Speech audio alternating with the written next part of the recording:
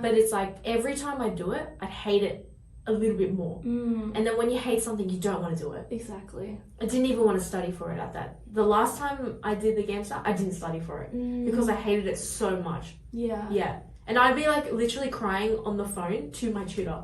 Oh my god. And every time I'm like, no, I don't want to do this.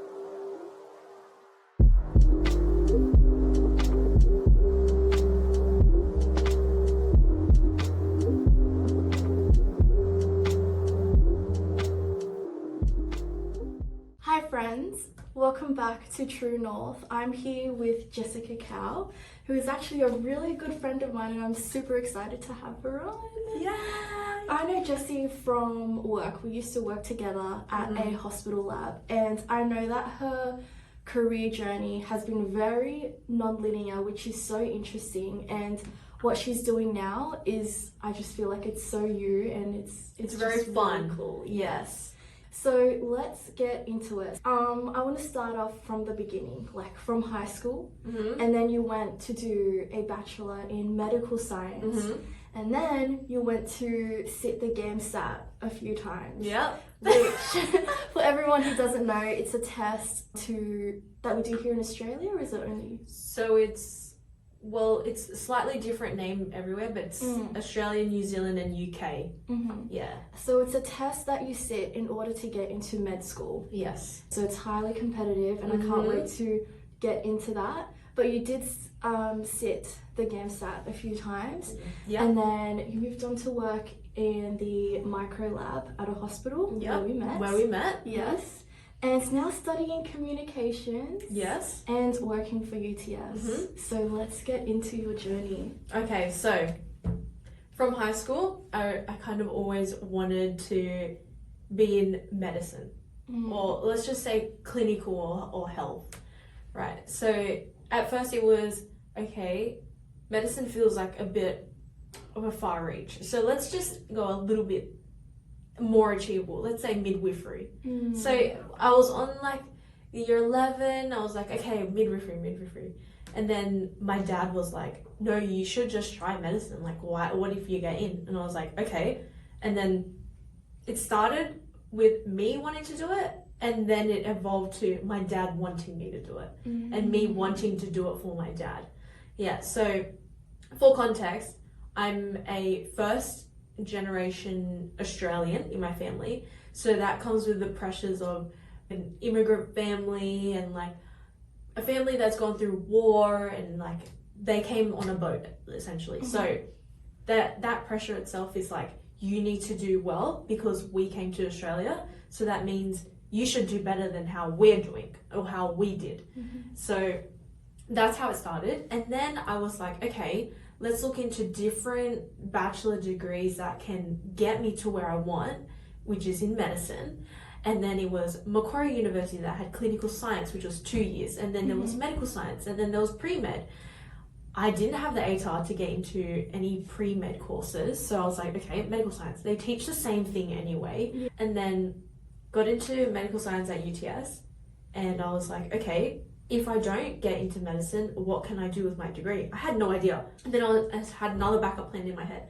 I'm the type of person where I have like contingency plan after contingency plan, like plan B, A, blah, blah, blah, blah, blah. And then I was like, okay, what about getting into IVF and fertility? That's still lab work, medical science skills. And then I was like, okay, but got to focus on GAMSAT first. So GAMSAT, I sat 5 times. Wow. 5 times. It runs twice a year, which is in March, and then I think it's September. So GAMSAT was like so hard because you don't really know what to expect for GAMSAT. It's not like NAPLAN or HSC where everyone sits it so everyone knows about it and everyone knows how to approach it. But it's like GAMSAT is such like a niche test. So I got tutoring for it. Yeah, that was expensive. But I did tutoring for it for like 3 years. Wow. And then did that, and I was like, nah, hell no. But if we go back a little bit, how I ended up in micro. So I had actually already graduated, and I had no idea what I wanted to do for work, because I was like, I didn't want it. This wasn't my plan to end up in science. Yeah. I didn't want to be in a lab. And if you know me, I I'm not the type of person that you can stick in a room, in a lab all day This and is work true. for like 10 hours, 12 hours, just looking at like labels all day, Yeah. like little specimens. I can't do that. Yeah. And then my friend, who is still my best friend that I met at uni first year, was like, hey, have you looked at this job? He sent it to me. I was in Nelson Bay at my holiday house with my parents on the couch, and I was like, oh, I haven't seen this one, but I had applied to other things like through DHM, through Foresight, like other pathologies and stuff like that. Yeah. And then I was like, okay, let me just apply on a whim. And then I actually got a call on an interview, and my friend got an interview on the same day with me. He didn't get it, but I did. And I was like, this is funny because you sent it to me, but you didn't get it. Yeah. But anyway, I was like, lucky you didn't get it because that place was hell on earth. So anyway, that was the whole experience. But like I always say, there's something good out of everything, and I met Risa there. Yes, So, yeah. We made like a lot of good friends there. Yeah. And Yeah. I am like really grateful for that. Yeah. Yeah. We're like a little sisterhood there. I know. So. It's so Yeah. cute. I love it. And then moved to where I am now. So communications and marketing, I guess you could say, was never really on the cards for me, but I always knew I loved doing it. I'm very creative, and I kind of knew that there was that little part of me inside that was just waiting to be sparked, because during science I started a YouTube channel. When I'm in medical science, it's not very creative. Like, you're doing like essays and scientific reports, and you're doing things that are very regimented. It's very structured. So I was like, I need that creative hit. So then I started the YouTube channel. I was terrible at editing. The first few videos were so bad, but I had so much fun doing it. So I was doing it all the time. Then I used that as my point of portfolio for how I got UTS as my job. So I don't know, it's so weird because I didn't plan on doing this, but I knew I kind of always loved it. Yeah. But yeah. And then how did I get into communications and marketing as a degree? Yeah. I didn't even know what kind of degree communications was, if I'm going to be so honest. I just wanted to do marketing and graphic design. So I was literally in the lab and I googled what degree can I do for this type of job. Wow. Which is, I just described like types of roles that I liked. I had UAC open on another tab, and then I was like, you know what, I'm just going to apply. So I applied. I applied at work, and then that was it. And then the next week, I got in because I applied late. So it was like, I got the admission letter like straight away because I was close to that deadline. Yeah. And then I think it was like 2 weeks after that I had applied, I said to Risa, I'm like, I'm going to quit. I'm quitting. Yeah. I remember that. Yeah. And then I quit. And now I'm here. And now you're here. So you like moving from science to communications, like you just knew that there was something in you that like you wanted to do something creative. Yeah. It's like, well, science is fun, but let's say, okay, I don't want to sound money hungry, but science is, you need to really be passionate because passion is what pays you. That industry, there is such a low ceiling and you're going to hit it quite quickly. Yeah. Like, we have a friend in the group, which I think that she has already hit the ceiling for salary unless you stay there for another 30 years, which is a big commitment for not that much of a pay jump. So I was like, I don't really want to stay in this industry anymore after seeing what the pay jumps look like. And I was losing passion like really quickly. After that, I was like, I knew I didn't want to end up in science, so obviously it's going to nosedive really quickly. I was like, I need to do something that I actually like doing. So that's when I quit, I actually called my dad and I was like, hey, so you know how much I hate my job, and you know how much like I'm getting paid, and what's going to happen if I get promoted and I'm not going to get paid that much more, and I get sick all the time from all the specimens. And he was like, yeah, it's okay, you can leave now. And that was, at that moment, it was like, oh, finally. Yeah. I can do what I want now. Yeah. So you were kind of like pushing, like making yourself stay there, even though you kind of knew it wasn't something you wanted to do. I was staying for my dad. There you go. I think that's I think that's something that a lot of people can relate to. I know, like, for me as well, that does like resonate with me and I completely understand it. you do a lot of things for your parents and for the people that you love and for the people who just want the best for you. Yeah. You know? And you want to do that for them, but there has to be like a point in time where you're just like, listen, I've experienced it. I've tried. I've really tried, but it's not like I didn't try. Like, I said to him, how many more GAMSATs do you want me to do? Because it's not like I wasn't improving as well every GAMSAT. I was getting slightly better scores. Not enough to hit like an admission level, but there was improvement. So I think that for him, that was like the light at the end of the tunnel, that I was improving. But it's like every time I do it, I'd hate it a little bit more. And then when you hate something, you don't want to do it. Exactly. I didn't even want to study for it at that. The last time I did the GAMSAT, I didn't study for it because I hated it so much. Yeah. And I'd be like literally crying on the phone to my tutor. Oh my gosh. And every time I'm like, no, I don't want to do this. Oh no. Yeah. He's like, don't worry, you can do it. I'm like, no. Oh my gosh. Yeah, it was terrible. With the GAMSAT, I know it might have been like a pretty traumatizing experience, but I'm just so curious. What did it actually like cost you emotionally, financially, socially? Okay, that's a good question. Because medical science is such an intense degree. I was looking at my timetable, I remember at that time, compared to my other friends with the same age as me, graduated high school, same age. So high school friends, comparing timetables. I was like, why do you only have one lecture and one tutorial per subject? I had a computer lab, I had an actual lab, I had tutorial, and then I had a seminar, and then a lecture. For like one subject, it would be like 5 classes, right? So my whole week was already full with classes. And then on top of that, I had to go home, do the assignments, catch up on tutorial work. I didn't understand organic chemistry at all, so I had to tutor myself. And then on top of that, GAMSAT tutoring, and then GAMSAT like personal study.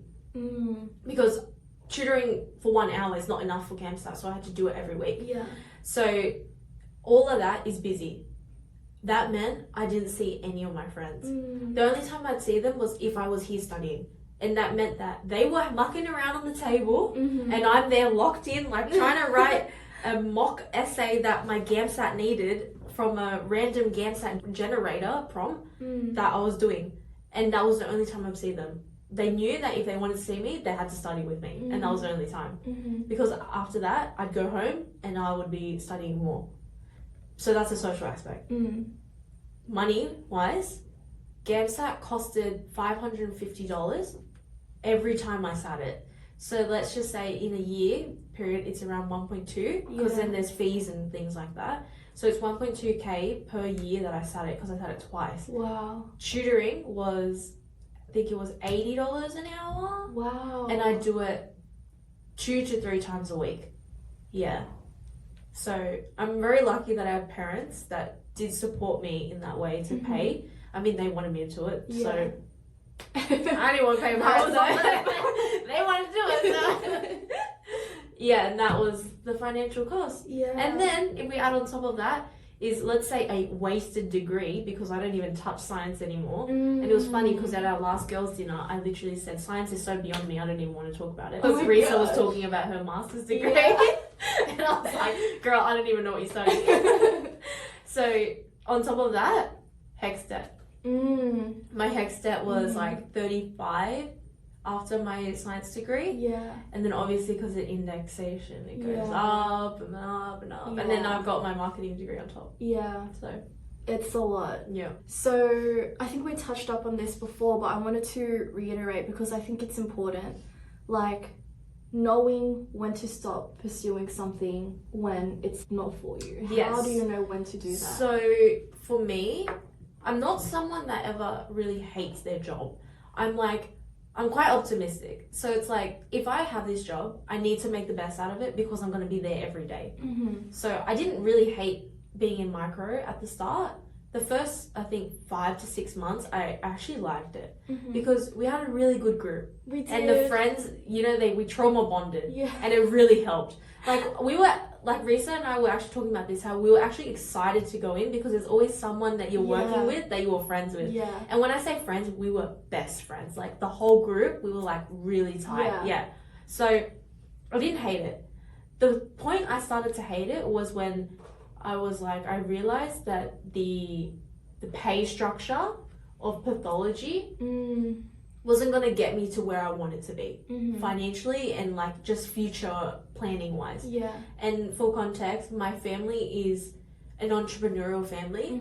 No one really works for anyone. They always work for themselves. And it's hard to be like, hey, I need to ask for annual leave from my manager when everyone's going on a family holiday, when they can take leave whenever they want. Yeah. Like, I know that's a blessing to be your own boss and succeed and have time and you can have your freedom. But then I was like, if I keep staying at this pay rate, I'm going to be here till like 45, 50 years old, and I'm going to go up by what, 20 grand? And then we saw the senior scientists in our lab, they've been there for like 40 years plus. And where are they? Nothing has changed. Yeah. And that's when I knew, I was like, no, this is just not for me. Yeah. I think that's really good insider information that not a lot of people get as well. And I also wish I had known this like before getting into it, even though I did love like my job there. Yeah, and there's only so much research you can do, but there's not really, they don't say it. Exactly. Like this insider information about like climbing that ladder, but like hitting the ceiling, like you said, and maybe it does work for some people. Maybe they like the routine, the consistency, the safety net of like always like having a job there, a secure job that you can basically never get fired from. Yeah, because you work in public health, you can't get fired from them. So maybe it does work for some people. Just not for us. Not for us. But I feel like a piece of insider information that people don't know about that industry, pathology specifically. When you're trying to move up in your role, you're not just competing with internals. They make it public, so you're competing with like hundreds of people for this one position that is actually only going to earn you an extra 5K. Right? Yeah. And I'm like, why are we doing all this extra work for like such little pay? And you're paying for stability, like you said. I do want to get into other things that I think is like really important to talk about as well. So when you pivoted from science, from the lab to communications, what did like people say around that? Because I feel like on paper, working in a hospital, in a lab, sounds technical cool. officer, hospital scientist. It sounds so good. You sound so smart. Yes. Yeah. So when you moved into like communications, like what was the There's a vibe lot. there like? I can say so much. So let's start from the beginning. When I quit from my job at the lab, my manager at that time said to me, actually, I sent the resignation letter through email to him first to notify him of, because I wanted my last day, my 2-week notice, to end quickly. So I was like, I don't care that I'm not there at work, I'm just going to send the email anyway. And then when I went into work, I cornered him in the office and I was like, hey, did you get my resignation letter? And he's like, oh yeah, what are you doing now? And I was like, I'm going back to uni. And he expected me to say, oh, I'm doing an honours or a master's, something science related. And I said, no, I'm going to communications and marketing, media and communications. And he's like, oh, okay, what do you want to do with that? And I was like, I would love to work in luxury fashion and retail and do communications, PR, and do branding, things like that, which I still do. I did experience a little bit of it already. And he said, I didn't know that was a real job. And he was like, I didn't know that was a real degree. And I was like, okay. And then there was another manager there that I said to her, hey, actually she found me first. She cornered me in the lab and I didn't want to talk to her. And she was like, I heard you're leaving. And I was like, yeah, I am. She's like, so what are you going to do now? I said the exact same thing that I said to the other manager. And she said, oh, but why? You're so good at your job. And I was like, but the pay is terrible. I literally said that to her. I said, the pay is terrible. The growth is terrible. You can't go anywhere in this lab. And she's like, yeah, how about you move to private for a little bit? Is it the hours? And I was like, no, the pay is the same there. It doesn't matter what hours you're doing. Yeah. And she was like, I can recommend you straight away. Mm-hmm. And I was like, no, you don't understand. I do not want to be here anymore. I don't want to be anywhere a part of this anymore. And then she was like, oh, that's such a shame. Yeah. And then that not a real thing, that really stuck with me. I was like, oh my God. I was so offended. Yeah. And then move on to my parents. What did they say? My parents were like, what can you do with it? They were more just like going along with my plan now instead of me going along with theirs. So like I said before, I'm the type of person to have a lot of plans and a lot of contingency planning. So they knew that I had a goal in mind and I had my 5-year plan mapped out after this and what I'm going to do with all of that. And there's certain goals that I wanted to reach in each year of my degree, which I did. I reached all of them. And then, they were fine with it. Yeah. So... And then everyone else, I don't know, I guess my friends were supportive because they just wanted to see me happy. Yeah. And I was getting sick all the time from being in the lab. Yeah. So as soon as I quit, I wasn't sick anymore. Yeah. That was it. Yeah. Was it difficult for you starting over? Like, doing a completely new degree after like just being in science for so long? Yeah, so... The hardest part for me was coming into class, and I'm a 21-year-old. I was 21, I think, and I'm around fresh 18-year-olds. Some of them hadn't even turned 18 yet, and they were just out of high school, 17 years old, and I'm like, wow, I really do not fit in this room. And no one knew that I wasn't 18. They all thought I was 18 because they were like, oh, like, when are you turning 18? And I'm like, oh. I'm like, I turned 18 like 3 years ago.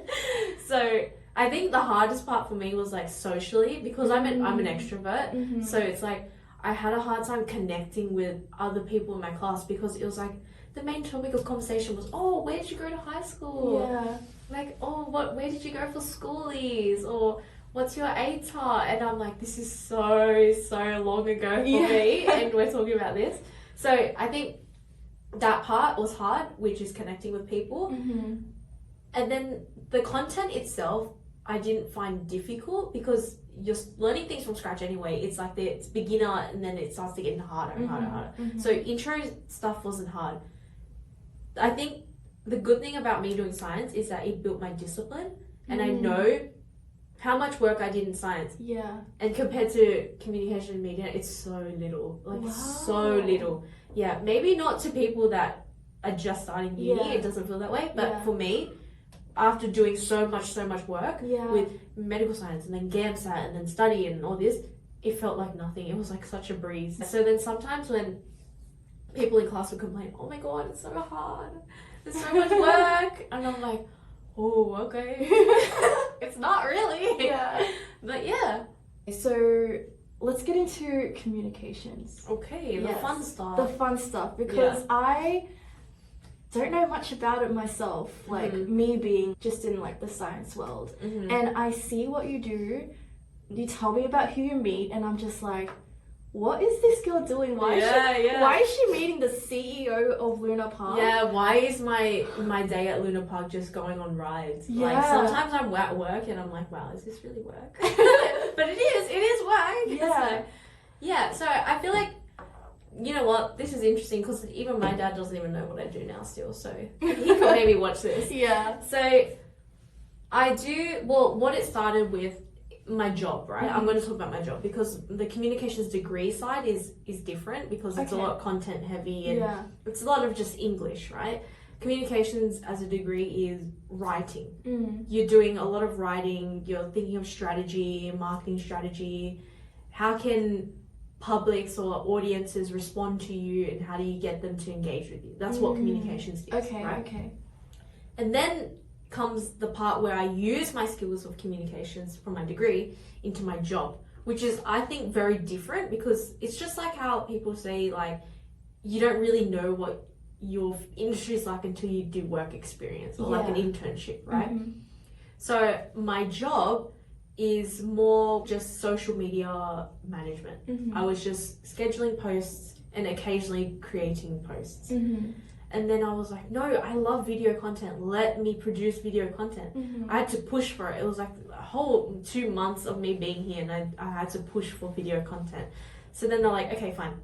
We'll let you do a few and we'll see how it goes. And now that our whole channel is just video. Yeah. Like the whole UTS channel alumni Instagram page, like Jessi's face is like in every single video. Yeah. I love so it. I do all the production, the editing, and the planning. So it started with just social media management. Now I do, like I said, production, marketing strategy, PR strategy, communication strategy, which is all different, by the way. Let's say my calendar year for 2026. What do I want the audience to constantly see and feel? There are certain topics that I have to hit throughout the year that will align with the UTS branding. So for instance, academic excellence in research. I work with all the researchers here at UTS, and then we highlight the alumni or the graduates that are still here researching about cool things, and then how are they using it in their degree to progress, what are they actually researching about. So that's like one aspect of it. So that would be like a content pillar, which is a communication strategy almost. And then PR is more just like what you think PR is. It's how people see things, and how the tone of things, and to be politically correct and respond back to the media. So then my job turned into account management. So my manager one day asked me, what do you want out of this job, and what like is a dream job for you in the future? And I said, you know what, I want to explore account management. And then my coworker at the time didn't know what I meant by account management. And it means like you essentially are in charge of one client or a few clients, and you manage their whole entire content and strategy and things like that. And then you are the one responsible for implementing it. So you're like the middleman. So one of them happened to be Ying Lu, which is the creator of the dumpling emoji, the chopstick emoji, the Chinese takeaway box emoji. She's got a couple. So we're trying to work with her to get some content out. And then there was another one more recently, which was John Hughes, which is the CEO of Luna Park. So my coworker found him through one of our paid LinkedIn ads that we ran. We discussed like what does he want out of our meeting, basically. And a lot of what I do is, I guess, being a facilitator for connections. So sometimes it's not always producing content.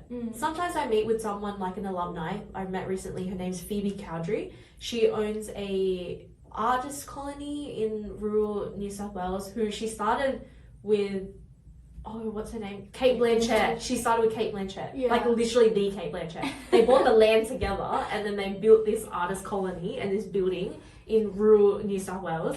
And I met with her. Not Kate, I met with Phoebe. And then sometimes we don't produce content with her. She wanted to be connected with UTS Gallery, and she wanted students to be able to apply through her work and be a part of the artistry that she's doing. And she does a lot of work with science and art. So I was in that meeting. It wasn't necessarily pushing for her to give me things that I can post. It's also, what can I do to benefit your career progress, or what your goal is with the Corridor project, which is what her artist colony is called. So that is so cool. It's not always just photos and videos, which is what a lot of people think, because that's what you see. But there's a lot that happen like behind the scenes. Behind the scenes. That's so cool. So with communications and, let's say, future jobs that can come out of that, what type of students do you think would thrive in this pathway, and what type of students do you think would burn out quite quickly? So the thing is I mentor a few students as well. So they're all different as well. Some of them are very quiet and reserved.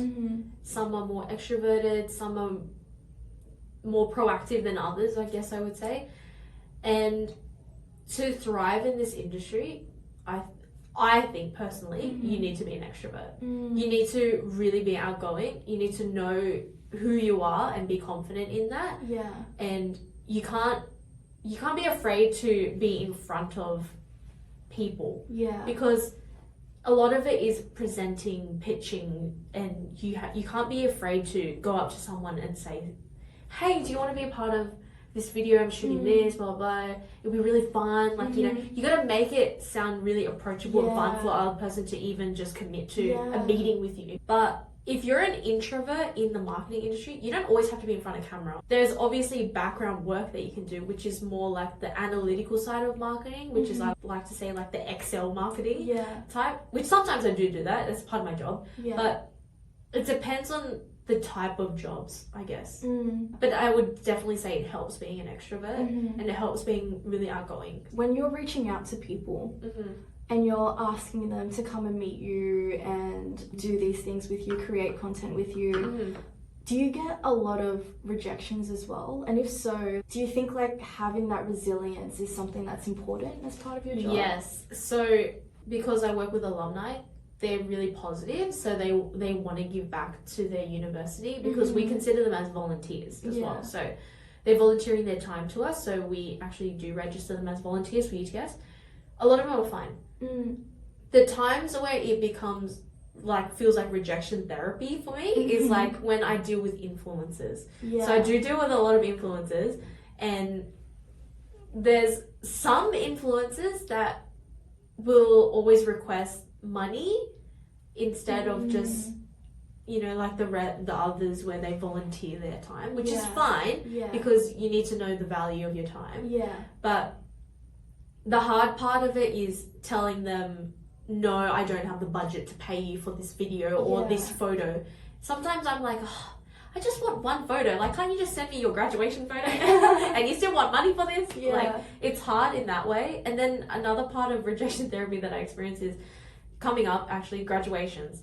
I have to go out onto campus on graduations for that 3 weeks, that 2 weeks, to interview people for content that we plan. And so many times they'll be like, no, I don't want to be on camera, or no, I don't want to be on camera.